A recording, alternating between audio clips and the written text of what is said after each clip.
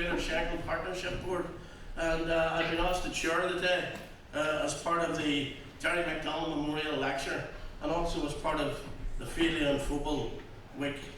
So the aim of the day is just generally a discussion or re-examination of the events that led up to and included the pogroms of August 1969, and the guest speaker for the day will be Michael Donnelly, President of the Workers' Party. I suppose in order to conceptualise what he's trying to do, one has to understand, I suppose, a bit of the history of the Northern Ireland state. So I'm only going to do a very, very brief overview of it. The Northern Ireland state was part of the Government of Ireland Act in 1921, which set up what was called the Irish Free State Zone, and on the other part was the Northern Ireland state, which was predominantly Protestant and was actually picked, according to state papers, for that reason and no other itself. But in order to actually facilitate it, it had very special characteristics which made it very different from any other state or any other part of what they wanted to call UK. For example, it required a Special Powers Act in order to make it work judicially.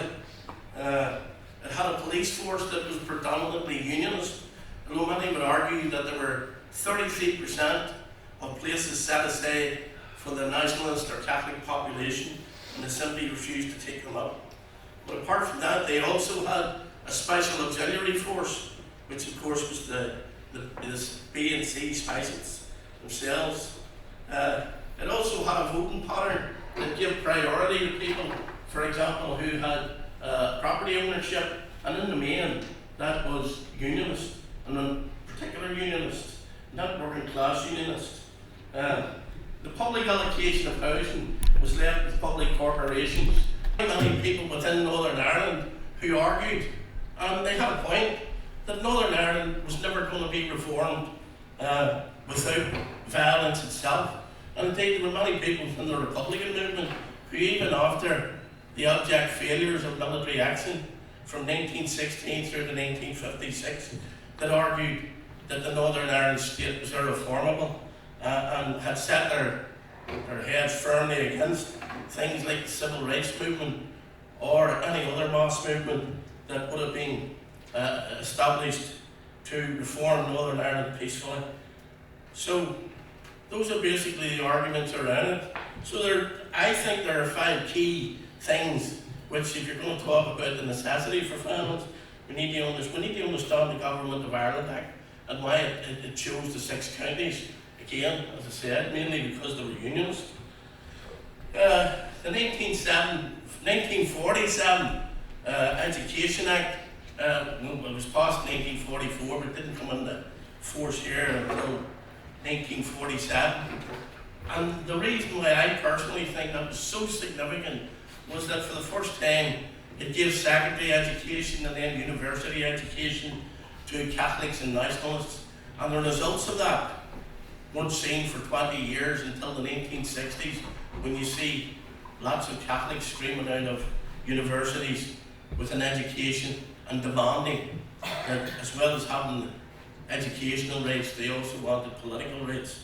And you saw that in the formation of the civil rights and who actually led it. The third big date for me was Operation Harvest, or a lot of people would call it the 1956 campaign.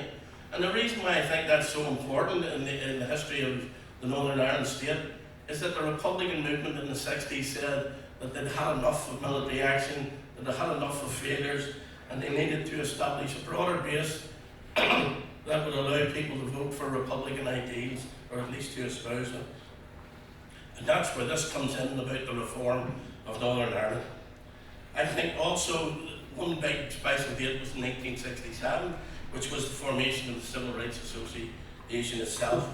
Somebody argued with me that the Civil Rights Association was never formed, that it was just an entity that existed and never really had a date. It doesn't really matter. It was the street politics that were important. And I think the last important thing is the state's reaction to that, which culminates in the pogroms of 1969, which I think Michael is going to allude to in his short speech. So, thanks very much.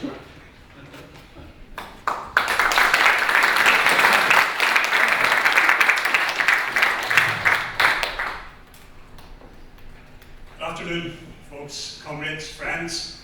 First of all, I'd like to thank the organising committee for inviting me to give the address today, and for Liam for that excellent brief summary of Northern Ireland's history, and the history perhaps alluding somewhat to the movement party as well.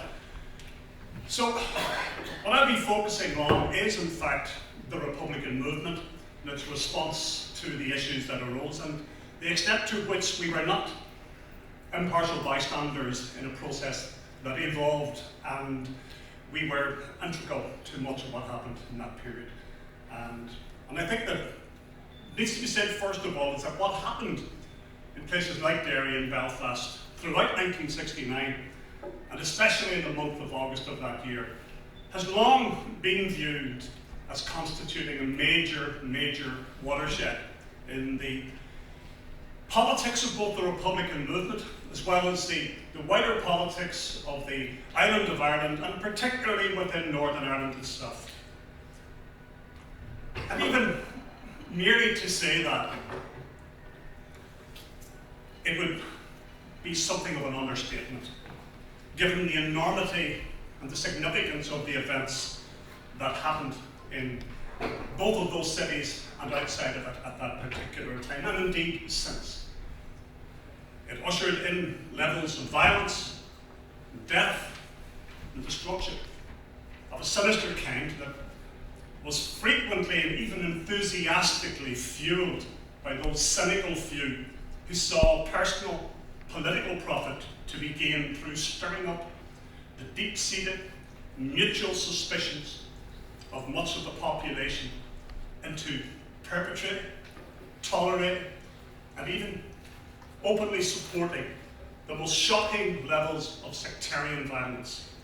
A violence of a type, a nature, and such an unprecedented scale previously not encountered on the island since the War of Independence and those bitter years when the Northern Ireland state itself came into existence.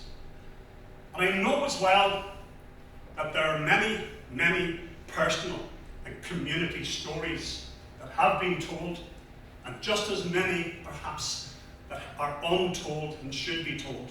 And we should not forget that. About acts of supreme courage, sacrifice made by many, both then and since.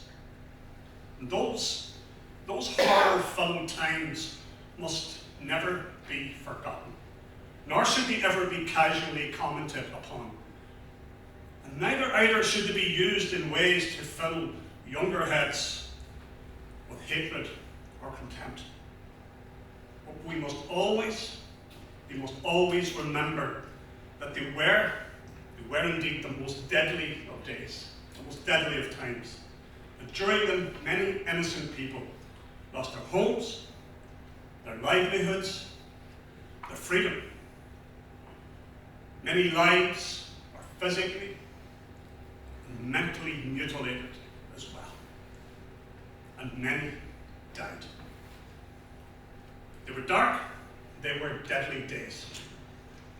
So if there's something to celebrate here today, it is not what happened then, but to celebrate that despite a then almost irretrievable descent into a frenzy of social madness and violence, most managed first to retain sanity, and second, to work towards a resolution.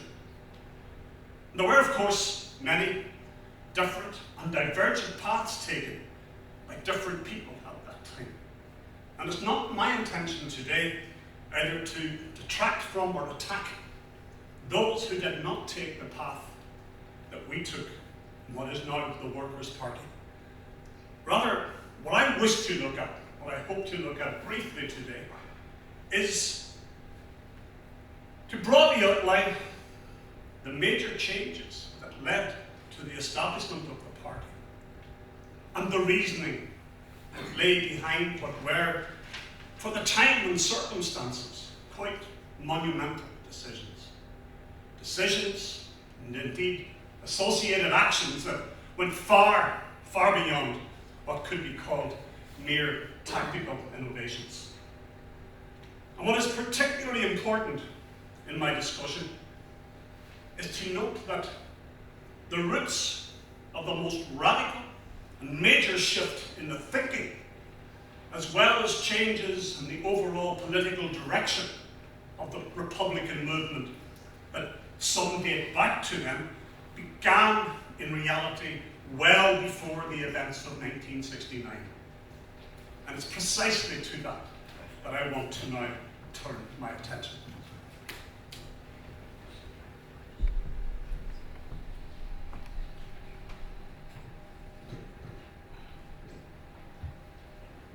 We have to consider what motivated what was in effect a major shift away from the pure and simple militarism that had long dominated the thinking of the post-Civil War IRA, as well as within the wider, more traditional Republican movement. We all know, of course, that following the War of Independence, indeed the subsequent fatal Civil War and the events in the early years of Northern Ireland's emergence, the movement that emerged from that moment signally failed to grab the public imagination in any way near the same form as it had during the War of Independence and even prior to that. And from that moment, never really exercised anything except a declining influence over politics in both parts of the island from that particular point on. As you know, it was in the 1930s an attempt made by people like Gilmore and others, Pat O'Donnell, Nora Connolly, to return the movement of that time back to the radical socialist program of James Connolly. And that was in the 1930s, but that attempt was largely unsuccessful in material terms. Stymied as it was by the old guard, fixed as they were on narrow sectarian forms of nationalism and hostile to any sort of radical or progressive ideas, let alone ones with the revolutionary potential of the Republican Congress of the 1930s. And so the radicals within the Republican movement turned their attention elsewhere. Not just elsewhere in Ireland, but many of them, seeing the new republic declared in Spain, more or less the same time frame, rather than stay in Ireland, volunteered to join the International Brigade, the famed Connolly column within that particular ranks of those who opposed the phalangists.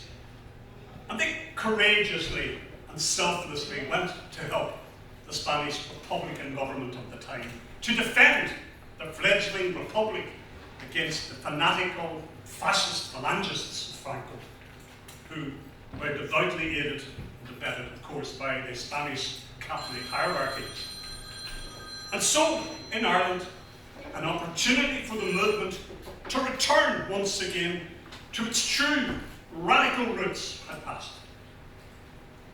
And it really wasn't until the 1950s that the then movement once again felt sufficiently strong enough and felt with a new, perhaps false confidence, launched Operation Heart, 1956, so-called 56-62 campaign. And despite the initial optimism and hope that had accompanied that particular initiation, inaugural campaign, the IRA's border campaign proved to be little more than a disaster.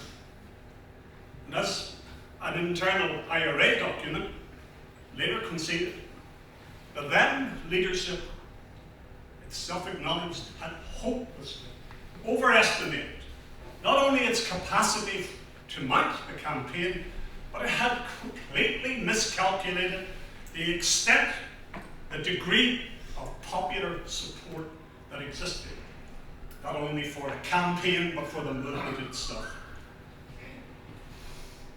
It was apparent to them it was bereft of such support.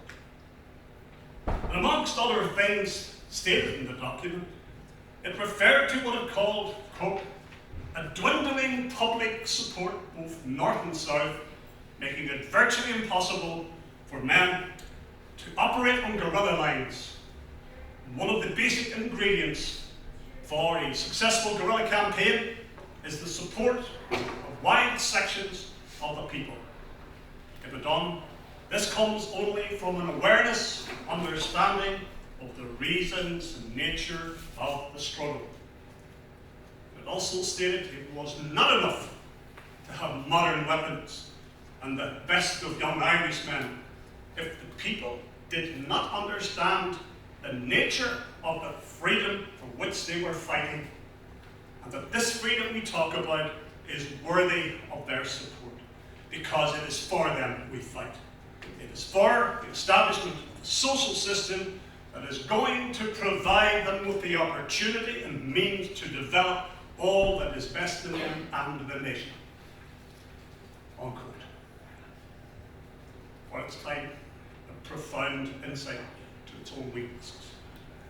And while initially the intense discussions that followed on from that failure focused upon tactical weaknesses and strengths, it also moved beyond that and developed quite quickly into a much deeper discussion about what it was exactly that the Republican movement at that time represented. The direction of their thinking was now moving quickly towards taking in that which had been revealed to them in a very stark and undeniable manner. It was abundantly clear that the very people on whose behalf they claimed to be fighting were not interested, not responding to that campaign. Questions needed to be asked. Why was it? Was it simply because of tactical errors, miscalculations? Were there reasons that ran much deeper than that? As that debate intensified, it eventually brought into focus the whole question of who are we and what do we stand for? What exactly are we fighting for?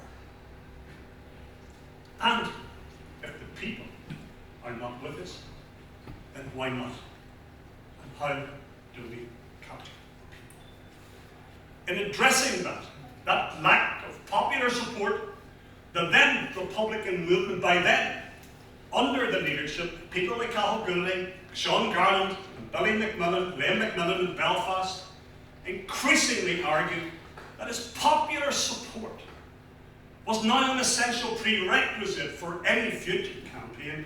How was that popular support to be obtained, achieved?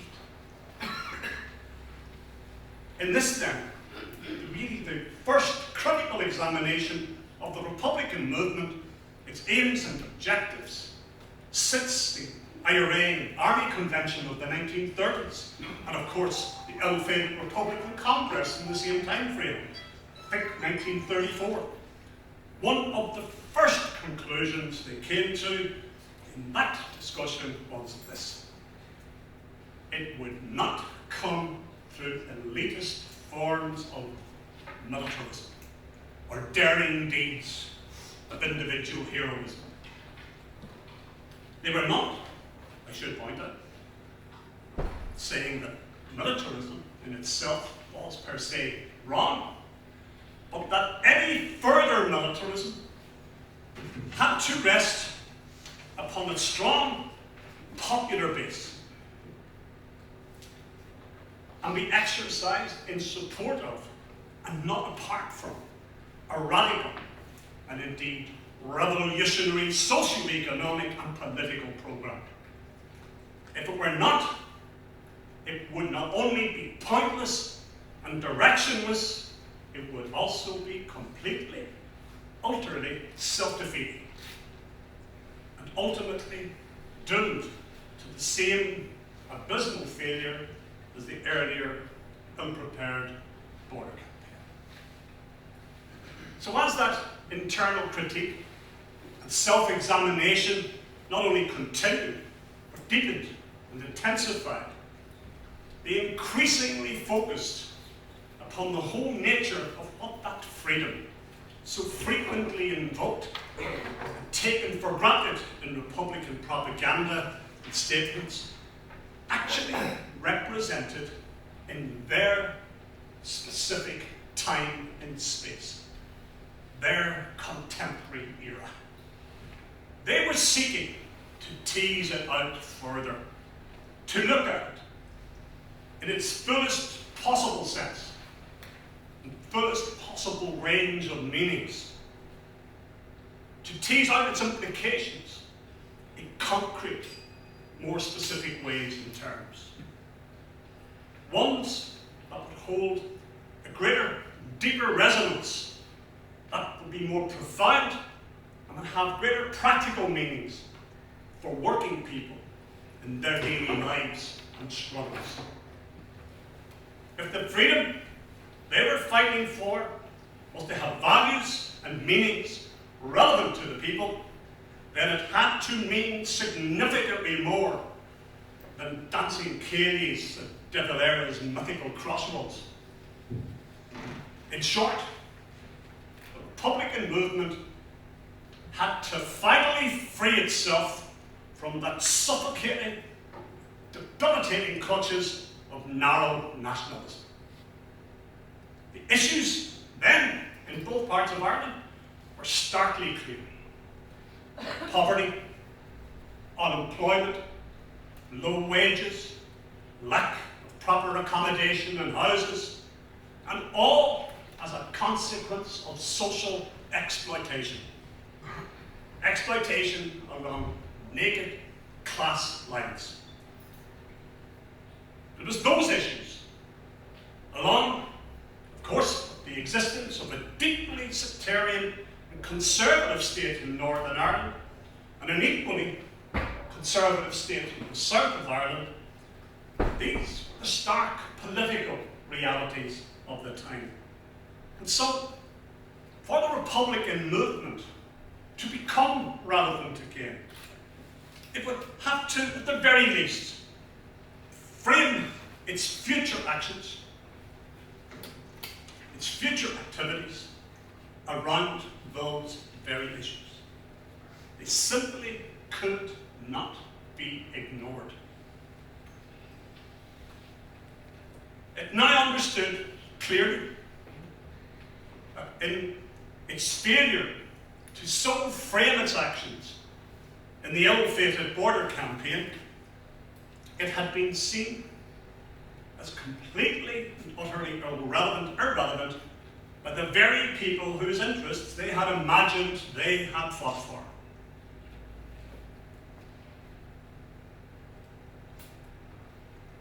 So, in coming to that understanding, they also realized that while the primary issues were, in general terms, social and economic, they were also, in more specific ways, class-based ones. Class-based as well as merely social and economic. And in reaching this conclusion, their subsequent reasoning and analyses also quickly led them to radically shifting their entire worldview away from that of intellectually impoverished nationalisms and increasingly moved towards the more radical Marxist critique of Irish society. With this revolutionary thought now informing the new intellectual base within the movement, they also, of necessity, quickly adopted the Leninist model of the Revolutionary Party as the key instrument, the means by which the Socialist Republic would be achieved.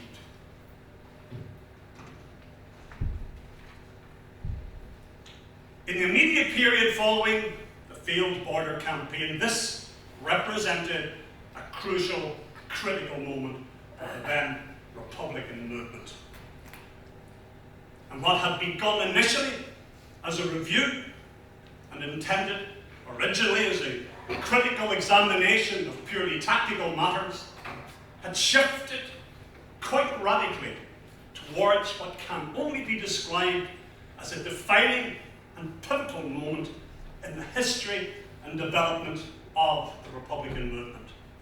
So having rediscovered social class and social class conflict as forming the primary motor of political history and change, they had now returned to Connolly's original motivation for planning and taking part in the uprising of 1916. They had once again, just as Connolly had, they had embraced Marxism as the central, critical, theoretical model for its politics, and Lenin's vanguard as its vital organizational form. The two were and are inseparably, inextricably linked.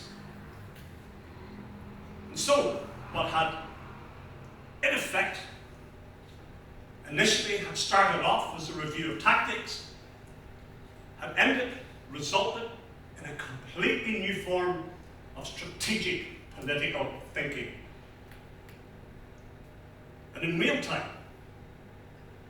time, what this meant was the beginning of a fundamental shift away from elitist acts of militarism towards an insistence that the movement would be active on the social and economic fronts as well as the political ones.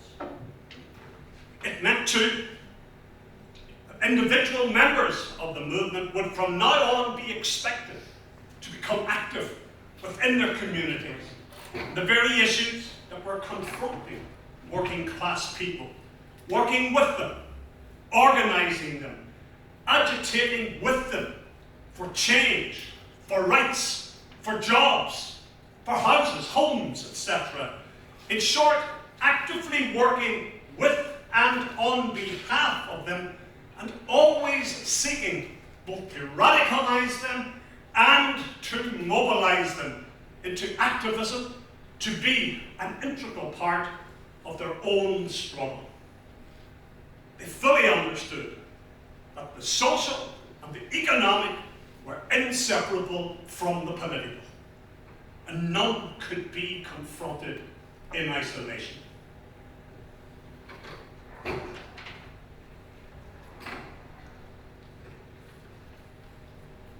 In making this paradigmatic shift, the new leadership was not simply seeking to broaden the support base and membership of the then Republican movement, but, as I stated earlier, we're seeking to radically shift its focus away from the rhetoric, the sterile, romantic nationalism that often came wrapped in the empty, reactionary, and pseudo-religious imagery and ceremonies that it had slipped into since the failure of the Republican Congress in the 1930s and the triumph of the old conservatives, etc.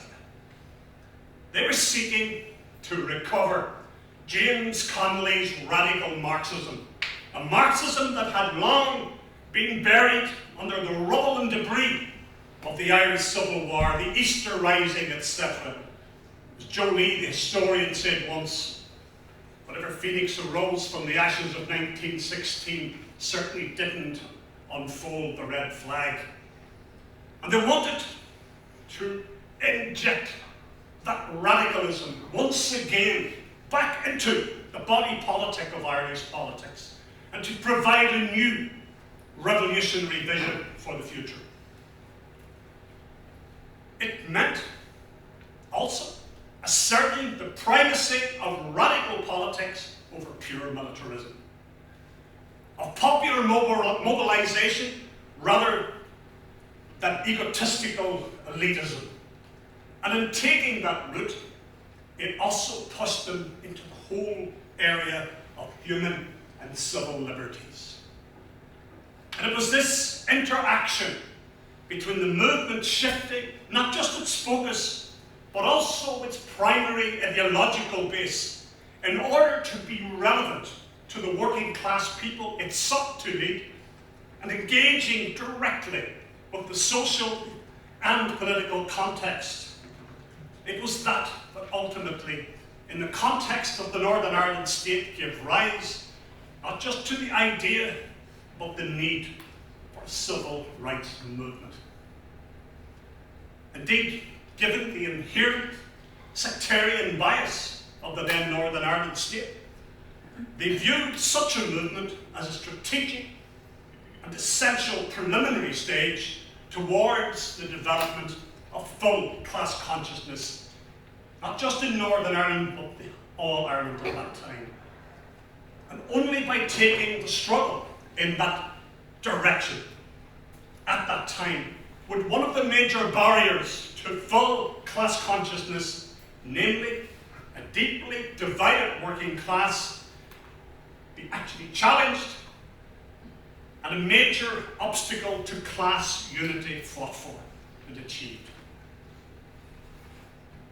I am not, of course, claiming here that we were the only people involved in what later transpired, but the Republican movement, let's not forget this, played a critical, informative, and organizational role in giving rise both to the idea and the formation of a civil rights movement.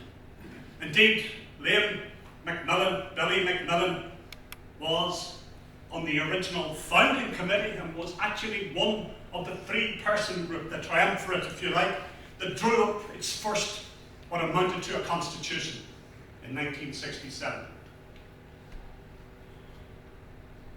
Another comment that I must make, I think is necessary to be made with regards both to this shift, both in thinking and strategy by the movement in the mid to late 1960s, and it's this. If, as some have suggested, and it has been suggested rather frequently since then, that developing and setting up the Northern Ireland Civil Rights Association merely represented a tactical shift by the movement at that time, one designed to gain enough popular support to enable it to recommence its old traditional armed campaign, then events subsequent to NICRA's founding clearly show otherwise. Both Garland and Goulding, and especially Liam McMillan, who was well versed in the realities of life on the ground, so I'm sure quite a few of you, as I look around, were and are, also were absolutely and resolutely resistant to allowing the movement go back to the old ways, even when the political situation had deteriorated to the point where it had shifted from the social and civil rights perspective into a major political crisis by August of 1969. Indeed, it is abundantly clear from their statements and their actions at the time, both within the movement as well as outside the movement, that sectarian and ethnic confrontation was not to be engaged upon. Indeed, to be avoided at all costs. Such sectarian ethnic engagement would further polarize any potential for working class unity within this part of Ireland. That had to be avoided at all costs. Many people paid for that resistance with their lives against both sectarian forces in Northern Ireland. And the ideal of civil rights as the means towards achieving a social situation where no specific marginal advantage will be enjoyed by one section of the working class over another should not and would not be abandoned. That remained their focus. They knew instinctively that without a unified class, there could never be a successful revolution. That was the essence of their thinking prior to 1968, and it came about as a direct consequence of the radical and intense internal revaluation that had followed on from the disastrous 56-62 campaign, and it remained their thinking long after it as well. Despite the northern and southern governments and others cynically and callously playing the deadly orange and green cards from 68 onwards. And so the current party owes its existence to them and their radical revolutionary thinking and vision.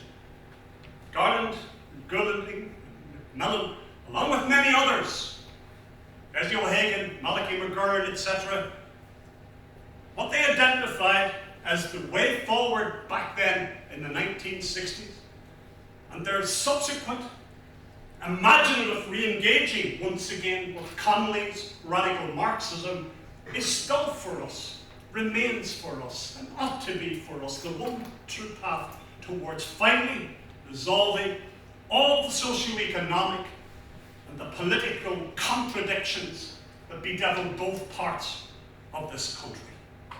Because without such a radical, revolutionary program in thought, all future, all alternative forms of politics in this country will inevitably be trapped and condemned to revolve endlessly and aimlessly around the vicious vortex of competing nationalisms, where flags and emblems and token symbolism will be offered instead of the tangible and the material of the social and the real, and where the whole question of social class and class politics will once again be attempted to be pushed to the one side and relegated to the very periphery of our consciousness. And so, 50 years on from 1969, and the horrors brought on by sectarian and ethnic conflict, we all have a duty to ensure that nothing like that ever happens again. And just as Sean Garland, Cathal Goulding, Liam Macmillan argued even before 1969, and as they argued up to and after, to pursue these radical revolutionary politics that derives its energies and enthusiasm from that of social class. And to do that by continuing to seek and make class unity one of its primary, most essential features. For without that unity of class, we may doom ourselves to wander aimlessly but dangerously within that same endless, soul-destroying vortex of competing nationalisms I mentioned before. The same vortex that gave us the madness and destruction of 69 and beyond. Let us work then. Let us work to ensure that the politics of class will finally be triumphant. Thank you, comrades.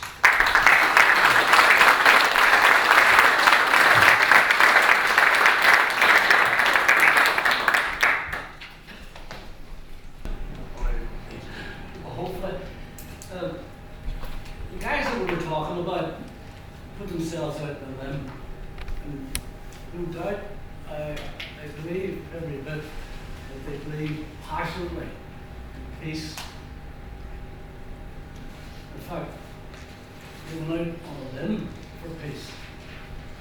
It was so much harder for them to do that when they weren't pacifists.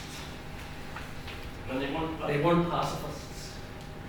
So, from the angle that they were coming from, they knew the ramifications of violence. They knew what happened when violence turned into more violence, and they chose the path of peace. But they themselves, whilst they firmly and must have believed in peace, because of the things that came against them, And we're probably very unlucky. We were dealt a card that come after that, like on Bay Street and all the atrocities and things like that. And these people we were pushing the peace line were really up against, the facts were up against the wall. And they didn't come from a peaceful origins. So it would be fair to say that they weren't pacifists, but were promoting peace. Even pacifists couldn't have done it better.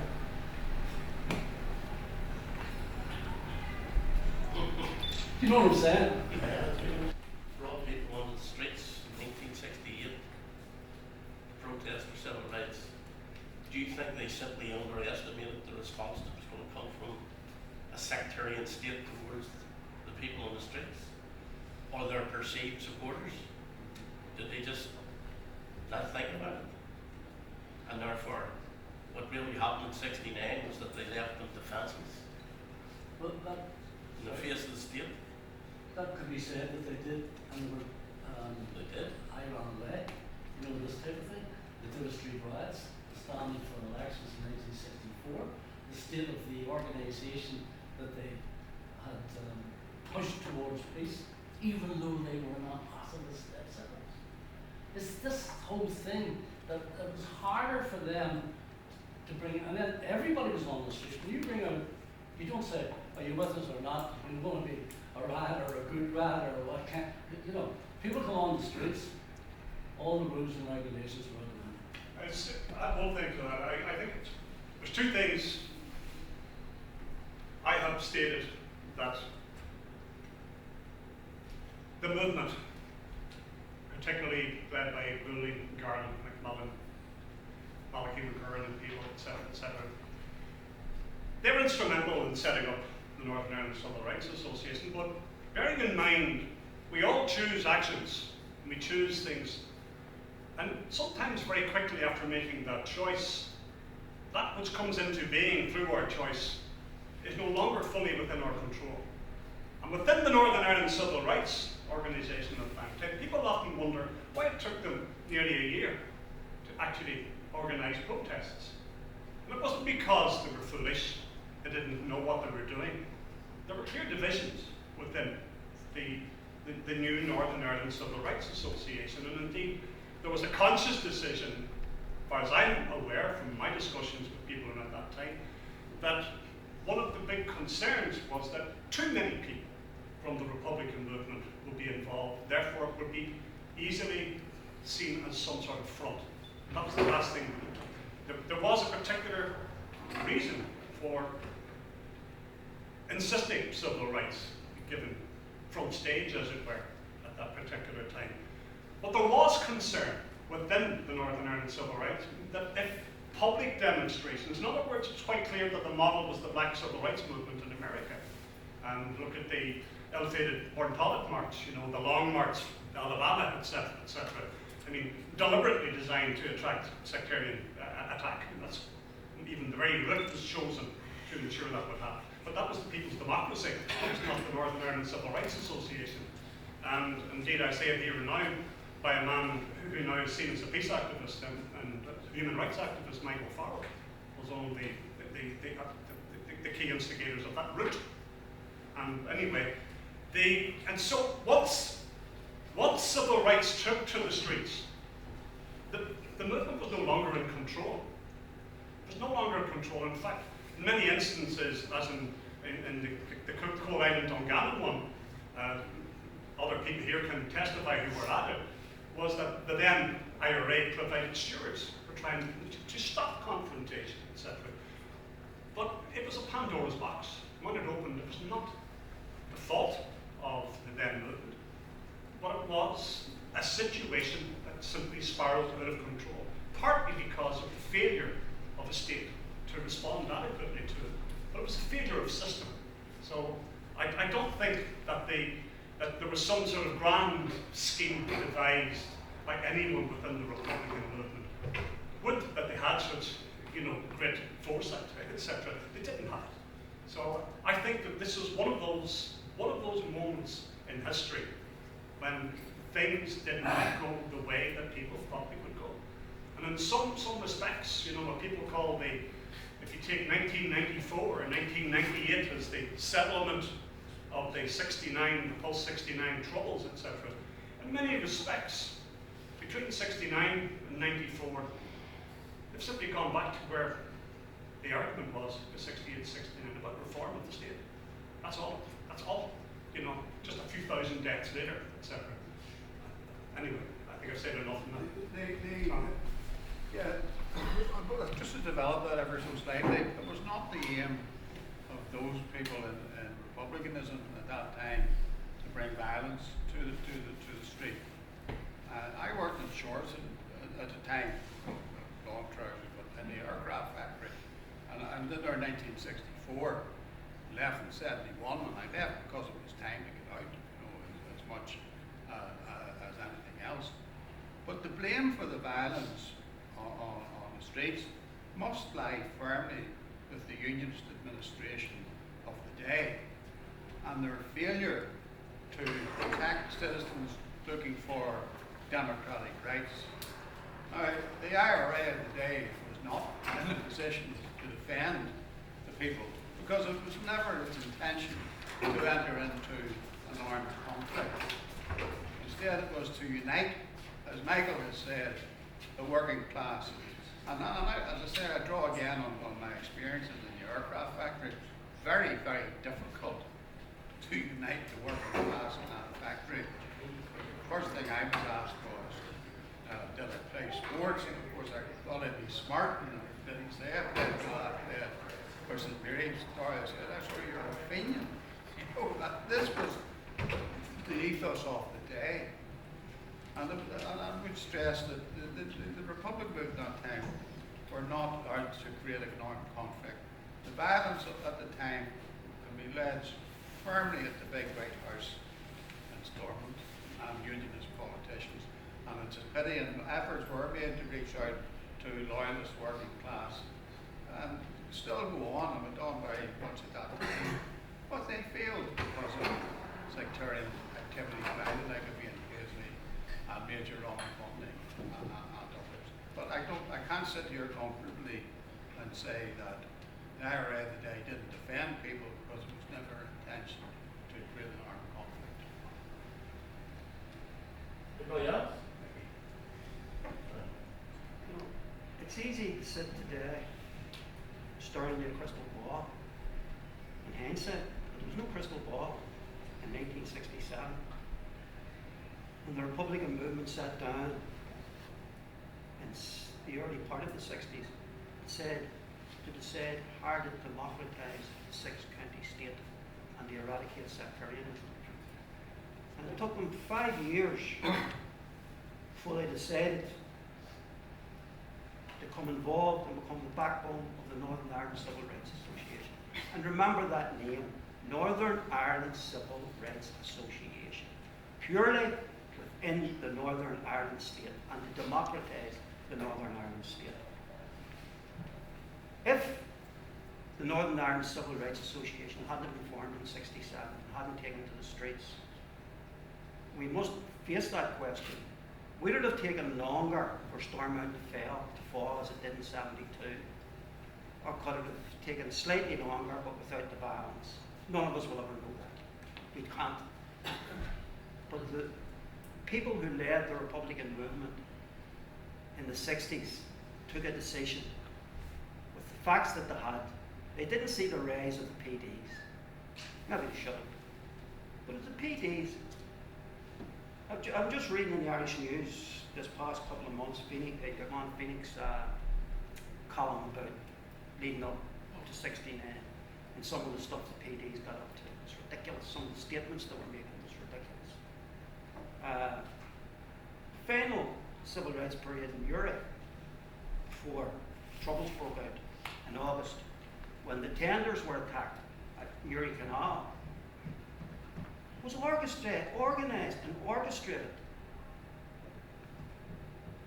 by agent provocateurs within elements of the Republican movement who were only too willing to, who would later go on to form the Provost, only too willing to attack those tenders and bring open violence onto the streets at a civil rights parade.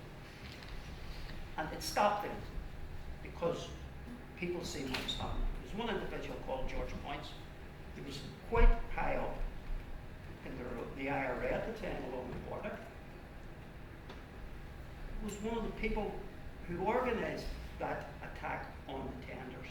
And he was later found out to be a British and Irish agent and had been from the early 50s.